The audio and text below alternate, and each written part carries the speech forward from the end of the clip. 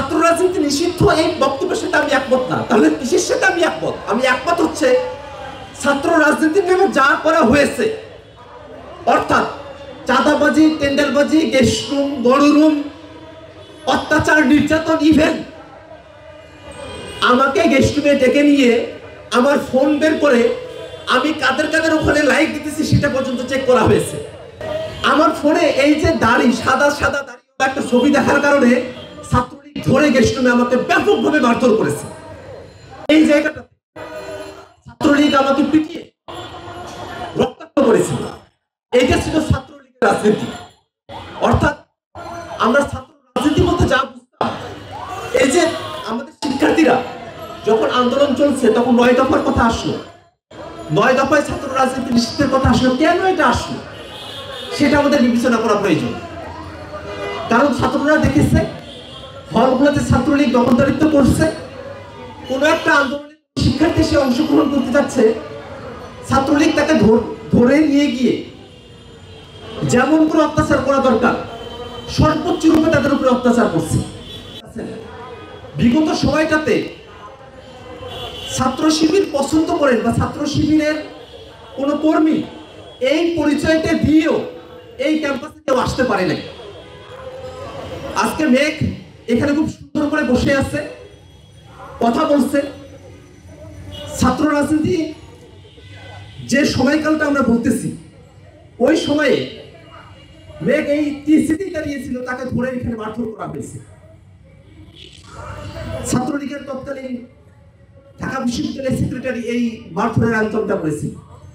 অর্থাৎ আমরা যখন ছাত্র রাজনীতির কথা বলতেছি, ছাত্র রাজনীতি নিষিদ্ধের কথা বলতেছি, তখন বেসিক্যালি আমরা ছাত্র রাজনীতির যত কুফল ছিল, ছাত্র রাজনীতির যত বিভীষিকাময় রূপ ছিল, সেগুলো আমরা নিষিদ্ধের কথা বলতেছি।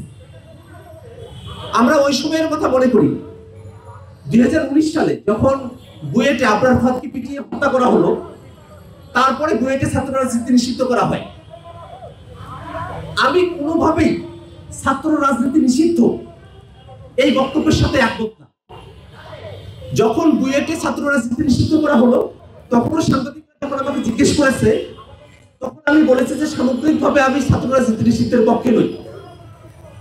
কারণ আমাদের আপনারা খেয়াল করে দেখবেন, যখন দলীয় রাজনীতি, লেজভিত্তিক রাজনীতি বা ছাত্র রাজনীতি যে ফর্মেই আপনি নিষিদ্ধের কথা বলেন না কেন, বুয়েটে ছাত্র রাজনীতি নিষিদ্ধ হওয়ার পরে আমরা যখন ঢাকা বিশ্ববিদ্যালয়ে বিভিন্ন সময় বিভিন্ন ইস্যুতে ছাত্ররা একত্রিত হয়েছি, আমরা বুয়েটের শিক্ষার্থীদেরকে অনেকটা পরে আমাদের সাথে পেয়েছি। আমরা বুয়েটের শিক্ষার্থীদেরকে আমাদের সাথে অনেকটা পরে কেন পেয়েছি জানেন? কারণ বুয়েটের শিক্ষার্থীরা তারা ভয়ে থাকতো যে তাদের ওপরে ছাত্র রাজনীতি নিষিদ্ধ, সে যদি কোনো একটা আন্দোলনে পার্টিসিপেট করে তারপরেও তাকে ওখানে কি করা হবে, বহিষ্কার করা হবে। ছাত্র রাজনীতি বলতে এইরকম পর্যায়ে পর্যন্ত ভাবা হয়েছে বুয়েটে। ছাত্র রাজনীতি নিষিদ্ধ এই বক্তব্যের সাথে আমি একমত না। তাহলে কিসের সাথে আমি একমত? আমি একমত হচ্ছে ছাত্র রাজনীতির নামে যা করা হয়েছে, অর্থাৎ চাঁদাবাজি, টেন্ডারবাজি, গেস্ট রুম, বড় রুম, অত্যাচার, নির্যাতন, ইভেন আমাকে গেস্ট রুমে ডেকে নিয়ে আমার ফোন বের করে আমি কাদের কাদের ওখানে লাইক দিতেছি সেটা পর্যন্ত চেক করা হয়েছে। আমি একটা ঘটনা বলি। ইসলামিক ফাউন্ডেশনের ডিজি ছিলেন, ওনার দাড়ি ছিল অনেক বড় বড়। উনি একজন বিচারক ছিলেন। আমি যেহেতু ল ডিপার্টমেন্টে পড়তাম, তো উনি একজন বিচারক থাকার পরে উনি ইসলামিক ফাউন্ডেশনের ডিজি হয়েছিলেন। এটা আমার কাছে একটা অনুপ্রেরণার বিষয় ছিল। আমি ওনার ছবি আমার ফোনে সেভ করে রেখেছি। আমার ফোনে এই যে দাড়ি, সাদা সাদা দাড়ি একটা ছবি দেখার কারণে ছাত্রলীগ ধরে গেস্ট রুমে আমাকে ব্যাপকভাবে মারধর করেছে। এটা ছিল ছাত্র রাজনীতির একটা স্বরূপ, যেটা ঢাকা বিশ্ববিদ্যালয়ের সকল শিক্ষার্থী দেখে এসেছে।